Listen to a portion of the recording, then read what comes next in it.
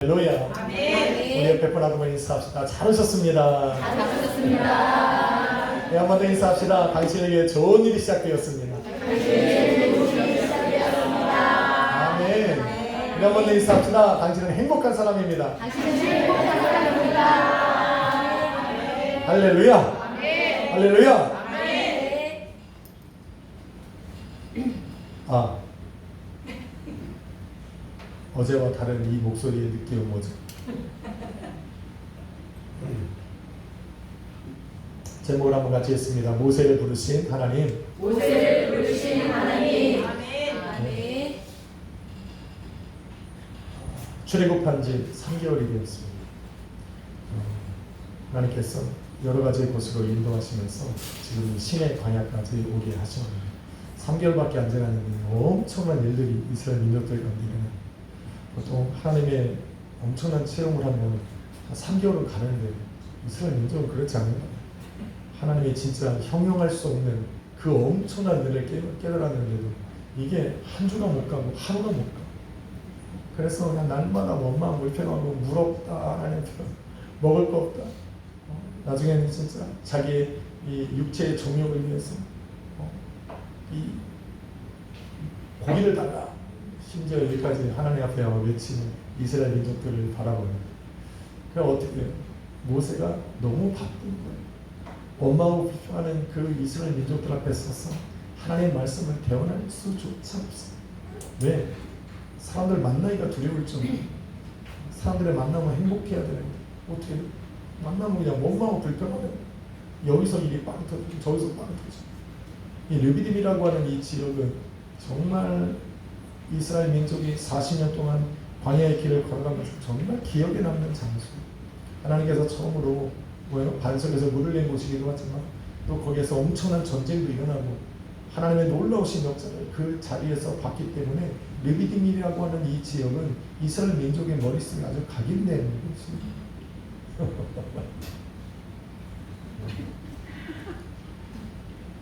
하나님께서 분주한 거예요. 르비딤에 나와서 이제 신의 광야에 장막을 치라 말씀하셨죠.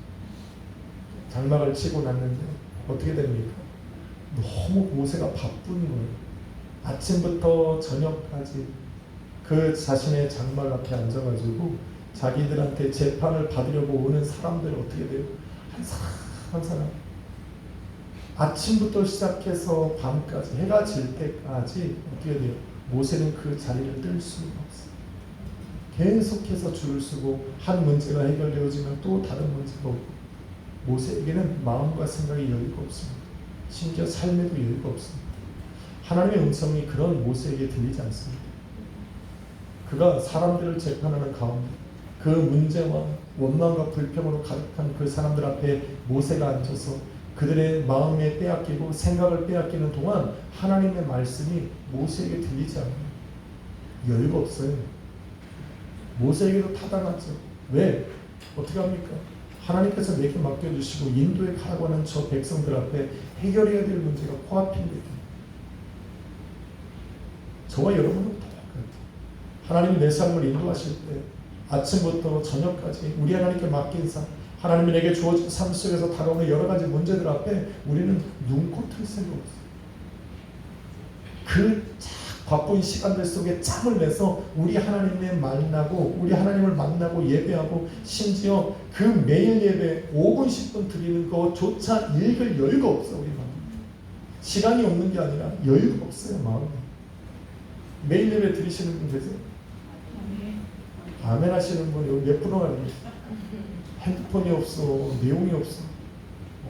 저는 그걸 만들려면 일주일이 걸리는데 일주일 바쁘게 만들어서 다 인터넷에 올리면서 마음에 수만하는 거는 지으면서 그런 생각이 들어요. 아, 이거를 읽고 예배하는 분들에게 하나님 힘이 되게 해주십시오라고 하는데 읽는 사람이 없습니다. 매일 예배 어떻게 하냐면 컴퓨터로 키면 거기에 누가 들어와서 그 예배를 드렸는지 다 아이디가 뜨거든. 어느 날 많이 들어왔네. 7명. 아니 성도가 몇 명인데 7명이 들어와서 예배를 드려. 나머지 분들은 정말 매일 예배라고 매일 주보 광고에다가 아무리 드려도 왜 못 드리느냐? 여유가 없어요. 아침부터 저녁까지 눈코 틀 새 없이 바빠요. 모세랑 똑같아. 모세도 하나님 앞에 변명할 수 있어요. 하나님, 내가 지금 환경이 이렇다는 거야. 환경이. 내가 잠시 이 자리라도 뜨면 이 백성들 혼란해진다는 거야. 갈 수 없다라는 거야. 그런 변명을 하나님 앞에 늘어놓고 있을 때 하나님의 음성이 그에게 들리지 않아요. 하나님도 침묵하고 계시, 잠잠하고 계시. 우리의 삶도 그래요. 너무 바빠. 10분을 낼 수가 없어. 마음의 여유도 없고 생각조차 할 수가 없어요. 왜? 오늘 당장 내가 너무 죽을 것 같거든. 내 삶에 해결해야 될 문제들이 산더미 같아. 해결해야 될 문제, 앞으로 걸어가야 될 그 바쁜 와중 속에 내가 매일 예배를 갖고 하루를 드릴 만한 여유가 없어요. 너무나도 무가치. 그거를 통해서 내 삶이 어떻게 변화될지 기대감이 없습니다. 그런 열볼 수가 없는 거예요. 아무리 믿음을 가지고 말씀을 준비한다고 거기다 기록해놔도 누군가에게는 그런 하찮은 하나의 그냥 인터넷 글에 불과하고 영혼 없이 드려요. 그럼 열어보잖아요. 매일 예배 드리십시오. 아멘. 여러분 스스로 드릴 수 없으면 새벽 예배 나와서 드리십시오. 아멘. 새벽 예배 오면 매일 예배 갖고 드리니까.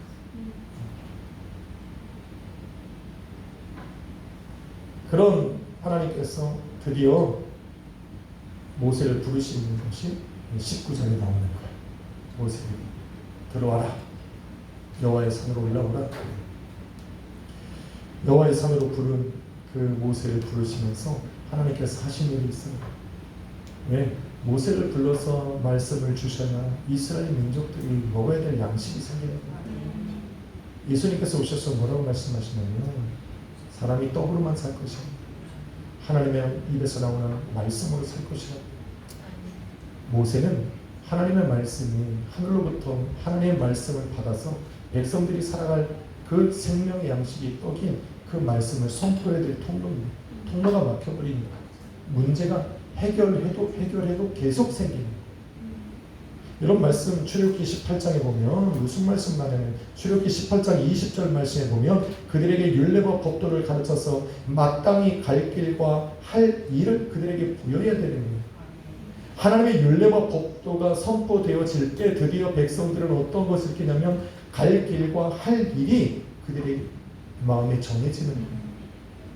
그런데 모세는 지금 자기가 문제를 해결하고 있어요. 사람들에게 그것을 가리키는데 한계가 있어요. 아무리 사람이 자기의 지혜로 뭔가를 가르치려도 한계가 있습니다. 하나님의 말씀이 선포되어질 때 우리는 제대로 된 길을 걸어갈 수가 있습니다. 아멘. 믿으시면 아멘 합시다. 아멘. 아니 그러자고 와서 말씀 듣는 거 아니에요? 아멘.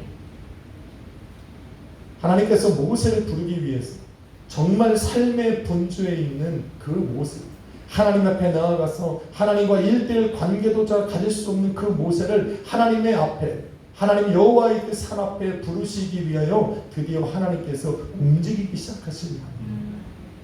그게 출애굽기 18장. 첫 번째로 우리 하나님이 하신 게 뭐예요? 이드로를 부르는 거예요. 이드로를 부르신 거예요. 왜 이드로를 불렀는 줄 아세요, 여러분? 이드로는 어디 살아요? 야, 이드로야, 모세에게 가라. 그럼 이드로가 가는 거예요? 그렇지 않아요. 이드로는 미디안 제사장이에요. 이스라엘 민족이 아니에요.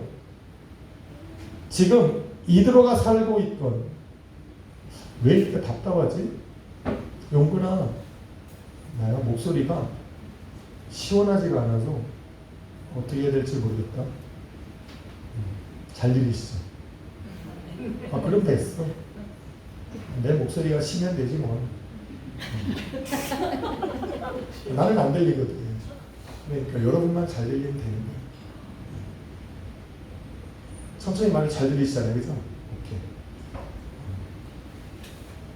지금 이드로가 살고 있는 이 미디안 사람들이 살고 있는 이 지역과 이 시내 광야에 이스라엘 민족이 장막을 친 이 거리는 얼마나 되냐면 고고학적으로 지도상으로 보면 250km에서 300km가 돼요. 그냥 옆집에서 잠깐 놀러 온 게 아니에요. 여러분은 이드로가 왔구나 그러지만 성경은 그게 아니에요. 하루를 20km를 잡았을 때, 장정의 걸음으로 20km를 하루에 걸을 수 있는 거리로 잡았을 때 어떻게 돼요? 15일에서 20일 걸리는 거리예요. 그 거리를 누굴 데리고 왔어요? 모세 아내 십보라와 두 아들을 데리고 걸어오고 있는 거예요. 그런데 20일 걸어오는 동안에 먹어야 될 양식 갖고 와야죠. 물 갖고 와야죠. 그죠? 양식을, 그것이 보통이 아니에요. 자기네들만 짤랑짤랑 걸어올 수가 없어요. 누가 걸어와야 돼요? 어떻게 걸어와야 돼요? 그 15일을 걸어오는 이 과막 속에 이방 민족들이 호시탐탐 노리고 있어요. 그 위험한 길을 걸어 하나님께서 이드로를 부르시는 거예요. 이드로를 왜 부르셨을까? 그 이스라엘 민족 중에 모세에게 이야기한 것이 없을까? 아니요. 이야기해 줄 사람이 하나님이 필요한 거예요. 모세를 부르시기 위해서 하나님이 부르신 거예요. 그런데 이스라엘 백성 중에 아직 없어. 왜? 자신들 문제에 허덕이고 있어. 하나님의 음성을 들을 만한 귀가 열린 사람이 아무도 없어. 그래서 하나님께서 저 300km나 떨어진 이드로를, 그것도 미디안 제사장을 불러다가 하나님께서 모세 앞에 세우시는 거예요. 그런데 그 사람은 미디안 제사장이에요. 미디안 족속이라는 거예요. 그의 이 이드로의 조상은 미디안인데, 그 미디안 사람들은 미디안 제사장이에요. 미디안이 어디에서 나왔느냐? 우리가 그 뿌리를 막 찾아 올라가면 아브라함의 첩이에요. 아브라함의 아내. 그 창세기 25장에 보면 나와요. 아브라함이, 아니 저 사라가 본처 아니야. 사라가 죽고 합니다. 걱정하지 마세요. 사라가 딱 죽고 나서 하나님께서 이 아브라함이 그두라라고 하는 그 지역 족장의 딸을 아내로 맞이합니다. 그래서 낳아서 몇 명을 낳냐면 6명의 아들을 낳아요. 6명. 그 중에 셋째 아들이 누구냐면 미디안. 그 다음에 놀라운 게 있어요. 재밌는 게 있어요. 그의 막내 아들이, 6째 아들이 누구냐면 수루. 수아. 수도 광야지. 그거는 수아예요. 수아? 예전에 성정이 친구가 수아인데. 수아. 그 아들이 맨 6번째 아들이 수아예요. 그 수아라고 하는 사람을 여러분은 한 번쯤은 들어봤을 거예요. 어디서 들어봤냐면 욥기 2장에 나와요. 욥기 2장. 욥이 자식들이 있고 가축들 다 빼앗기고 종들 다 죽임을 당하고 아내까지 저주하며 육체의 죽을 병이 걸리고 또 어때요? 아내까지 저주하며 떠나간 그때 저 멀리 살던 각 지역에 흩어져 살던 욥의 친구 3명이 오는데 그 중에 엘리바스라고 하는 그 2사람 빼고 나서 그 다음 사람 뭐예요? 바단 수아 사람이에요. 수아 사람. 수아에 살고 있는 친구가 와요. 그 친구가 바로 이 아브라함의 족속의 그 아내의 6번째 아들이에요. 그 사람이 와서 무슨 말을 했다니?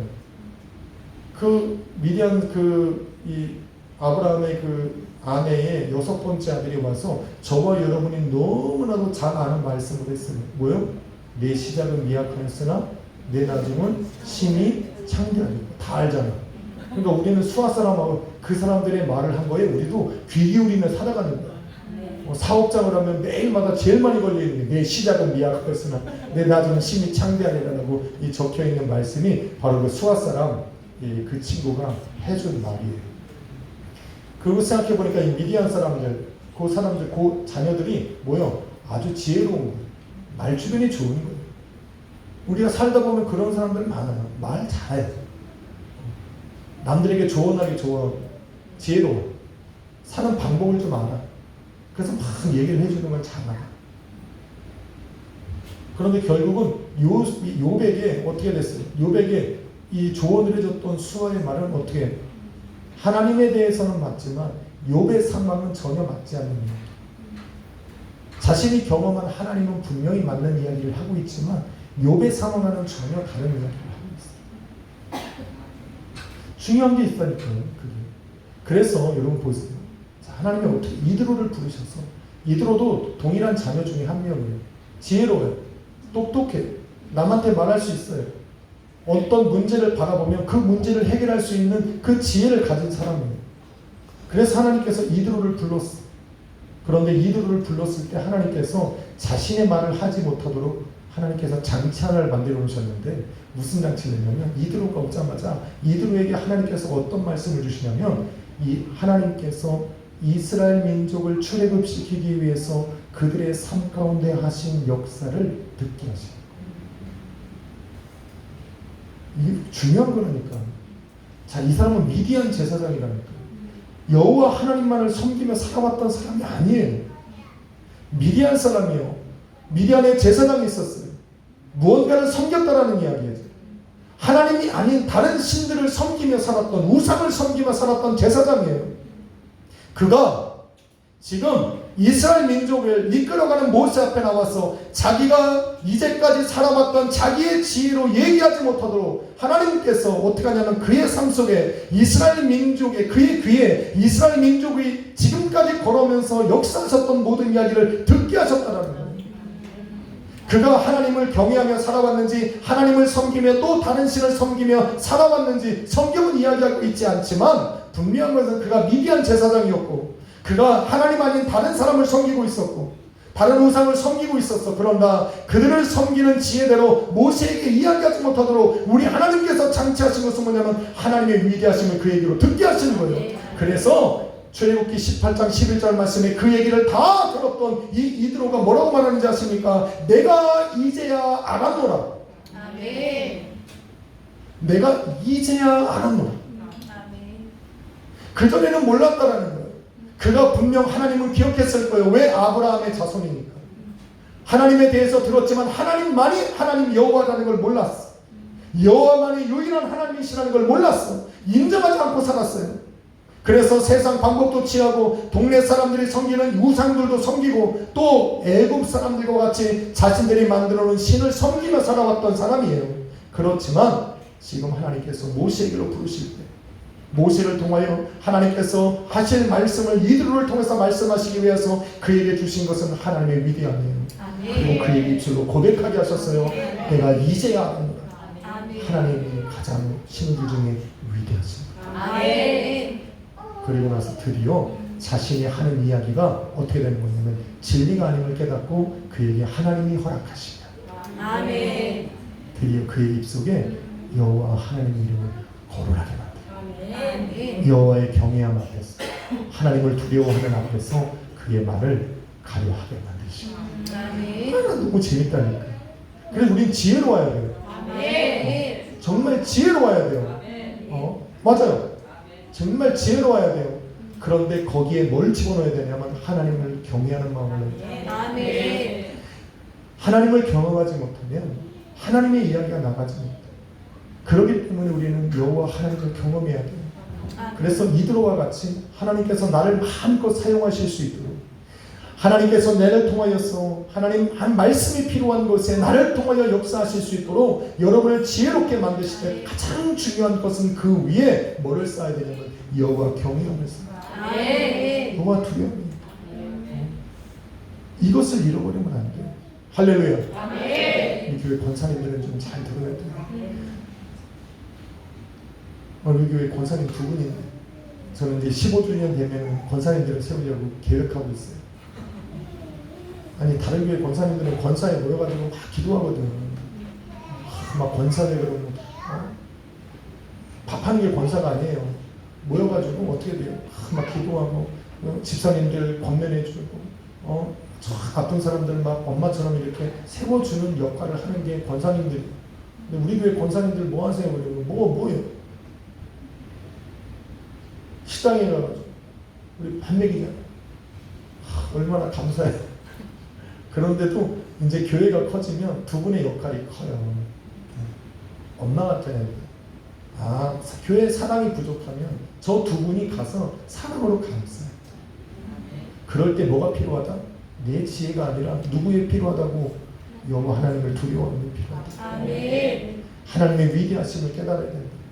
오늘 이드로가 이제야 내가 알았노라고 한 것처럼 그 권사님들 그 마음 속에 우리 장로가 안수입사가 없으니까 리더분들은 잘 알아야 돼요.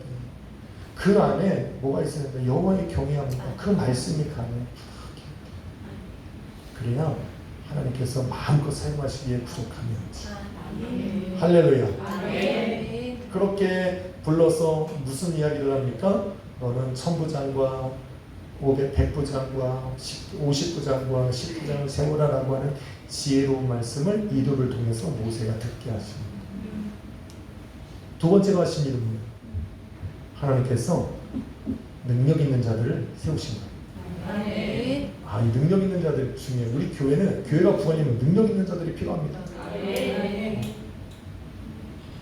저 문 밖에서 팔씨름해서 팔씨름 센 사람 세우는 게 아니라 능력 있는 사람은 성경 말씀에 지난주에 했잖아요. 뭐라고 그랬어요? 21절 말씀 18장 21절 말씀에 보니까 능력 있는 사람들 곧 하나님을 두려워하고 진실한 불의한 이익을 미워하는 자들. 우리는 교회는 그런 사람이 필요합니다. 아멘. 인사합시다. 당신이 그런 사람입니다. 당신이 그런 사람입니다. 아멘. 아니 우리 교회는 조그마니까 전부 다 능력 있는 사람이 돼야 돼요. 아니 저 사람한테 얹혀가야지. 아 이런 생각 좀 하지 마. 우리 교회 다 사역자 돼야 돼요. 그죠? 그래야 늘어나지. 내가 쏙 빠지면 안 돼. 우리 남성교회 집사님 큰 부흥할 김철 집사님 능력 있는 자가 되십시오. 나 남성교회 이 만들고 싶다고. 남성교회 이름 김영희 집사님하고 김영호 집사님이 학교를 딱 했으니까 저 두 분 신경 쓰지 말고 최용락 집사님 빨리 대답해. 나중에 저 두 분 손잡고 계속 기도해. 제2 남성교회 우리 하나 만듭시다. 능력 있는 사람이 좀 돼야지. 진짜 능력 있는 우리 남성교회 한번 1, 2 세웁시다. 아니 바란다니까. 왜? 우리 영매리구역 계속 늘어난다고. 이제 성정이 결혼하지, 뭐 사람이 결혼하지, 가원이 결혼하지. 아니 쟤네가 다 어디 가겠어. 이제 남성교회 가야 되는데 제대로 된 리더와 능력 있는 분이 필요합니다. 능력은 바로 하나님이 바라보실 때 능력은 바로 두 가지. 하나님을 두려워하고 진실하고 불의한 이익을 취하지 않는 사람. 우리가 이런 분들이 넘쳐나리라 믿습니다. 그런데 결코 쉽지 않았습니다. 1000명 중에 하나, 100명 중에 한 명, 50명 중에 한 명, 10명 중에 한 명 세우는 게 여러분 쉽다고 생각하지 마세요. 하나님은 다 아시니까 세웠다? 아니요. 모세의 눈에 들어야 된다니까. 그런데 하나님께서 고르는 게 너무 힘들어. 왜? 여러분 출애굽할 때 이스라엘 민족이 다 찬양하면서 나왔잖아요. 그죠? 홍해바다를 막 찬양하면서 나왔단 말이지. 그게 아니에요. 마지못해 나왔다니까.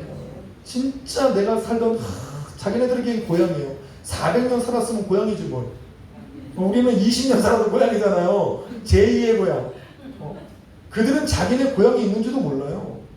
그런데 4세대 430년이라는 시간을 지내면서 그곳이 자기네 고향인 줄 알고 살았어요. 그 고향을 떠나서 내가 어디로 가오리까. 그 등지고 나오면서 그 젖과 꿀이 흐르는 땅은 다른 곳이 아니라 그들에게는 거기예요. 왜? 재앙이 받지 않은 땅, 양들을 키우고 가축을 키우기 너무 좋은 땅, 가뭄과 흉년이 들어도 절대로 마르지 않는 이 나일강이 흐르는 땅, 이 땅을 벗어나는 게 너무 싫었어. 그런데 나와야 했어. 그래서 마지못해 나오고 있는 그들에게 이제는 어떻게 해요? 애굽 사람들이 쳐들어와. 앞에는 홍해가 있어. 불만으로 가득 찬 너희가 나를 불러서 여기서 죽게 하냐고 원망으로 가득 찰 때 하나님이 극적으로 홍해를 건너게 하셔. 그 홍해를 건넌 그들이 드디어 하나님 앞에 찬양한 거예요. 그게 모든 성경에서 처음으로 하나님을 찬양하고 춤추며 소고치며 찬양한 10초가 된 거예요. 그렇게 찬양하고 나왔는데 다 하나님의 영광 가운데 하나님을 찬양하며 할렐루야 찬송이 나갈 줄 알았는데 그때부터 시작해서 3일길 걸어 마라를 도착하고 나니까 그들의 본색이 드러나요. 본색이 드러나요. 그래서 생각해보니까 딱 3일 간 거예요. 오늘 은혜 받잖아요. 딱 3일. 그래서 성도들이 제일 안전할 때가 언제냐면 금요 예배 끝나고 나서 주일까지가 제일 좋아. 아직 사라지기, 그 은혜의 여운이 사라지기 전에 주일 예배 오니까 주일 예배 그렇게 우리 행복해 보이는 거예요. 여러분 금요일날 앞에 있잖아요. 진짜 제일 힘든 게 은근이야. 생고구마와 같은 여러분의 예배하면서 그 하나님을 막 찬양하고 있잖아요. 정말 대단. 찬양 인도해본 사람은 다. 우리 태근이는 떨어진 거 아니야. 여러분의 죄야 그거. 우리 태근이 완전히 쓰러지게 만든 거야 여러분이. 태근아 위로한다. 성도들을 대신해 내가 위로할. 지금 용군이 여러분 쓰러지지 않도록 잘해야 됩니다. 아멘. 용군이 무너지면 우리 조만간 사랑이 가야 될 수도 있어요. 우린 점점 나중에 정말 없으면 우리 어떻게 해야 돼? 우리 소율이 가야 돼. 아직 때가 안 돼. 사랑하는 여러분, 1000부장, 100부장, 50부장, 10부장은 나와야 되는 거잖아요. 능력을 받으셔야 주고 있습니다. 그런데 이스라엘 민족이 본색이 드러나. 근데 그들의 본색이 모두에게 드러난 거 아니에요. 이스라엘 민족 중에 보면 레위기 24장에 보면 어떤 인물이 나오냐면 거기에 어머니는 이스라엘 사람이고 그 다음에 아버지는 애굽 사람인 한 아들이 나와요. 한 남자가 나와요. 그 가정만 그런 것이 아니라 430년 동안 살면서 수많은 이스라엘 민족이 애굽 사람들과 결혼하는 사람들, 한 민족처럼 살았다는 거예요. 그거는 누구로부터 시작했어? 요셉으로부터 시작했다니까. 그 애굽 땅에 들어가서 처음으로 발을 붙이며 살아간 국무총리로 살아가던 요셉이 애굽 여인과 결혼했어. 살아가면서 이스라엘 민족들이 어느 순간 애굽 사람들과 결혼하며 살아가는 것이 너무나도 자연스러워진 거예요. 그러다 보니까 하나님께서 출애굽시킬 때 이스라엘 민족만 출애굽시킨 것이 아니라 이스라엘 민족과 함께 살아가던 본토인들, 애굽인들을 하나님께서 이제 어떻게 돼요? 그들 다 버려두고 너희들 떠나. 그러면 어떻게 떠나야 돼? 안 되잖아요. 그래서 하나님께서 할례를 베풀면서 본토인과 타국인과 또 뭐요? 너희들이 종으로 삼은 타국인들까지라도 할례를 받으면 이스라엘 민족과 같은 대우로 하나님께서 민족 삼아주시는 거예요. 그건 하나님께서 일방적으로 은혜를 주신 거야. 그런데 그들이 살아가던 방식은 쉽게 변하지 않았어요. 홍해를 건너부터 시작해서 이제 세 달을 걸어가는 동안에 그들이 끊임없이 모세에게 도전하고 아론에게 도전하고 끊임없이 하나님을 원망하고 불평했던 그 가장 그 바탕에는 누가 있냐면 바로 그들이 있었던 거예요. 그들이 있었던 거예요. 그들이 계속하여 반대하고 반복합니다. 출애굽기 24장 10절 1절로 10절 말씀에 보면 그 사람들이 무엇을 했냐면 하나님의 이름을 저주하고 하나님의 이름을 모독했다니까. 그것이 지금 이스라엘 민족들 가운데 팽배하게 퍼져 있는 거예요. 그들이 선동하면 모두가 일어나서 하나님께 원망을 했어요. 그들이 선동하면 자그마한 일들 속에서 불평이 일어나고 조그마한 불편할 때 그들이 말 한마디만 섞어주면 사람들이 현혹되어가지고 들고 일어난 거예요. 그래서 어떻게 돼요? 모세를 돌로 치게 되고 그들을 몰아서 우리를 여기서 죽게 하는 애라고 원망하고 불평하기 시작한 거예요. 그래서 여러분 볼게요. 모세 장막 앞에 앉아있던 모세에게 아침부터 저녁까지 나와서 재판을 받는 그들은 도둑질한 사람들이 아니에요. 살인한 사람들이 아니라고요. 지금 여호와 하나님과 그 다른 신들과의 충돌되어지는 그 이론적인 신앙적인 문제를 가지고 지금 모세 앞에 나온 거예요. 그래서 모세가 하나님의 말씀을 가르쳐주면서 뭐라고 해요? 너희가 갈 길과 마땅히 할 일을 가르쳐줘요. 뭘로? 여호와 하나님의 율법과 규례로, 율례와 법도로, 하나님의 말씀으로. 지금 모세가 하는 일은 무엇이냐면 이스라엘 민족 중에서 예수 그리스도 하나님의 말씀대로 살아가는 자들을 지금 보호하고 있는 거예요. 그들 중에 섞여있는 이방인과 타국인과 본토인과 또 그들을 종도를 삼아서 하나님 유일하신 하나님만을 섬기며 살아가지 않았던 그들에게 하나님의 말씀을 가르치면서 또 이스라엘 민족으로서 하나님의 말씀으로 걸어가는 그들에게 뭘로 그들을 붙잡고 있는 거예요? 하나님의 말씀으로 지금 그들을 붙들고 있는 거예요. 그것이 재판의 핵심이었어요. 그래서 하나님을 두려워할 수 있는 1000부장, 100부장, 50부장, 10부장을 세워서 그들이 그들에게 한 것은 뭐냐면 그들에게 하나님의 율례와 법도를 가르치게 하는 거예요. 그래서 광야 40년 걸어가면서 오직 무엇으로? 하나님의 말씀으로. 쉽지 않은 일들을 하나님께서 지금 행하시는 거예요. 그리고 나서 신의 산까지 부르셔서 하나님이 드디어 뭘 주시는 거예요? 십계명을 주시고 잘 정돈된 율법을 그들에게 주심으로 하나님과 살아가는 법을 알려주십니다. 아멘. 오늘날 교회가 그래요. 목회자들은 무엇을 하느냐? 교회는 무엇을 하느냐? 여러분, 교회는 거룩한 곳이지만 거룩한 사람들이 모인 것은 아니에요. 맞죠? 다 모여 사는 거예요. 초대교회는 안 그랬어요. 가난하고 병들고 소외되고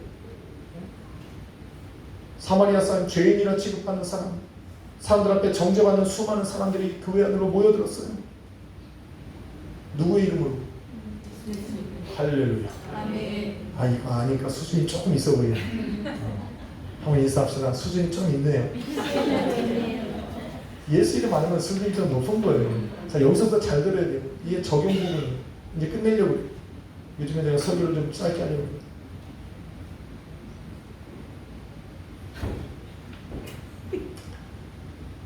초대교회는 그런 사람들이 모였습니다. 결국 초대교회 가운데서 하나님의 진리 앞에 서기 위해서 제자들이 선택한 방법은 뭐냐면 우리는 기도와 말씀의 전문. 수많은 이방 민족들을, 이방 사람들이 들어왔어요. 교회. 어떻게 해야 돼요? 그들에게 뭘 가르쳐야 돼요? 하나님의 말씀은 예수 그리스도의 복음을 가르쳐야 돼요. 그런데 어떻게 돼요? 가난하고 병든 사람들을 치유하느라 제자들이 너무 바빠. 모세와 똑같아. 하나님과 교제하고 성령 하나님의 인도함을 받기에 너무나도 시간이 부족해. 그래서 교회가 뭘 세웠어요? 7 집사를 세워서 그 일을 감당케 하고 사도들은 뭘 했다? 기도와 말씀을 전무하고 있었다. 그러면서 뭐를 낸 거예요? 복음의 순결함을 지키고. 그래서 그곳에 모여든 사람들을 뭘로 하나를 만든 거예요?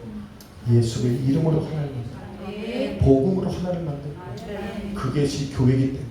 그게 교회를 거룩함으로 지키고 사람들이 살아갈 수 있는 유일한 방법이니까.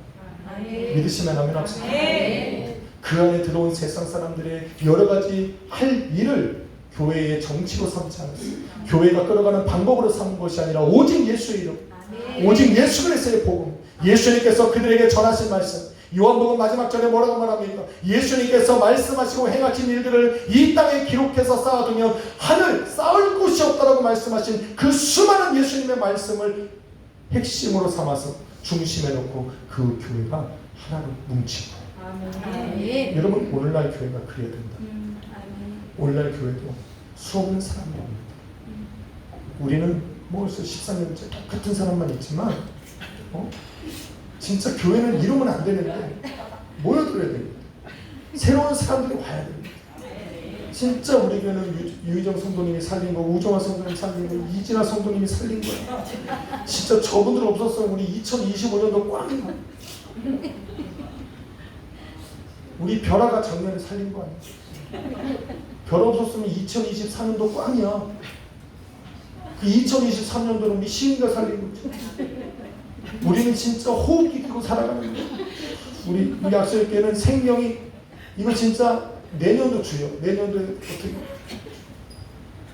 영정에게 소망을 걸어서 지장에 어떻게, 아니 전도는 걸린 것 같고 아무리 외쳐야 뭐하냐.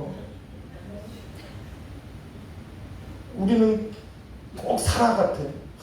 사라. 한나 같아. 주님은 열심히 사랑하고 주님만 사랑하는데 애를 못 낳아.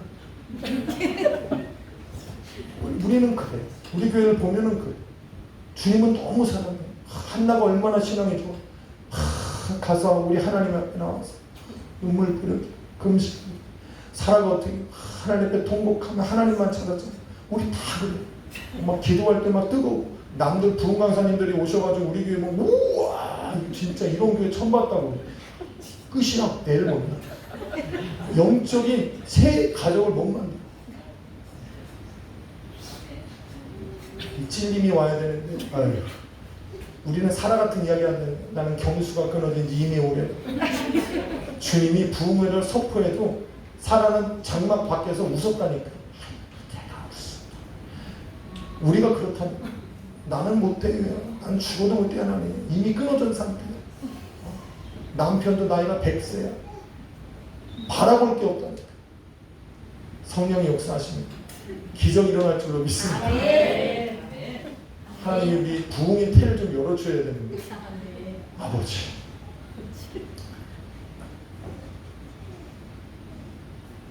그래서 유희정 선생님 땡큐, 우정 선생님 땡큐.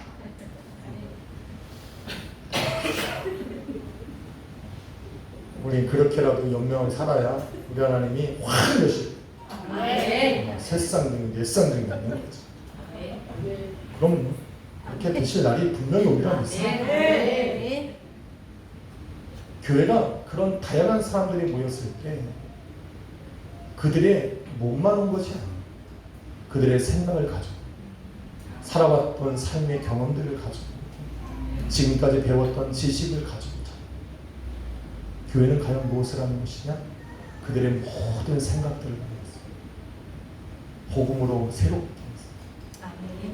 세상을 바라보는 눈앞에 예수 그리스도의 복음의 안경을 껴주는 거예요.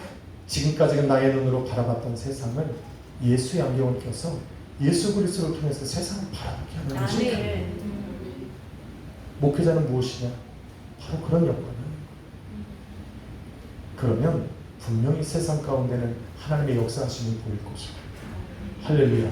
우리의 삶에 우리 하나님이 어떻게 내 삶에 역사하시는지 보이지 않게 역사하시는 그 하나님의 놀라운 역사가 드디어 우리의 삶에 보이기 시작합니다. 그때야 비로소 우리는 하나님 앞으로 나아가는 겁니다. 그때야 비로소 우리 하나님이 우리를 부르실 때가 되는 겁니다. 그런 역사가 저의 삶에, 여러분의 삶에, 우리 교회의 삶에 일어나리라 믿습니다. 여러분 예수의 안경을 끼세요. 오늘도 우리는 이드로와 같은 그보다 더 좋은 자가 우리 안에 있잖아요. 누구예요? 성령이시다. 성령께서 여러분의 삶에 찾아가셔서 분명 예수를 증거해 줄 거예요. 성경에 이렇게 말합니다. 무엇을 하든지 말에나 일에나 예수의 이름으로 하고 예수 안에서 해라. 여러분의 입에 예수가 있었으면 좋겠습니다. 여러분의 삶에 우리 예수님께서 일하시는 성령의 능력이 보였으면 좋겠습니다. 결코 후회하지 않을 거예요. 여러분을 불러서 오늘 모세가 섰던 바로 하나님 앞에 또 하나님이 인자하여 계신 그 산으로 부르신 것처럼 오늘도 우리는 주님께서 인정하신 예배 가운데 있잖아요. 오늘 이날 여러분 사모하십시오. 오늘 여러분을 통해 여러분의 심령에 울리신 성령 하나님의 음성을 한번 사모해 보시고, 오늘 하나님 나를 이곳에서 부르셨어요. 세상의 모든 소리가 아닌 하나님의 말씀을 듣고 따라갈 수 있도록 내 마음을 들게 주옵소서. 그래서 하나님 내가 마땅히 갈 길과 마땅히 할 일을 깨달아 알게 하여 주옵소서. 그렇게 기도하시는 복된 하루가 되시길, 오늘 복된 이 밤이 되시길 주님의 이름으로 축원합니다. 주님의 이름으로 축원합니다.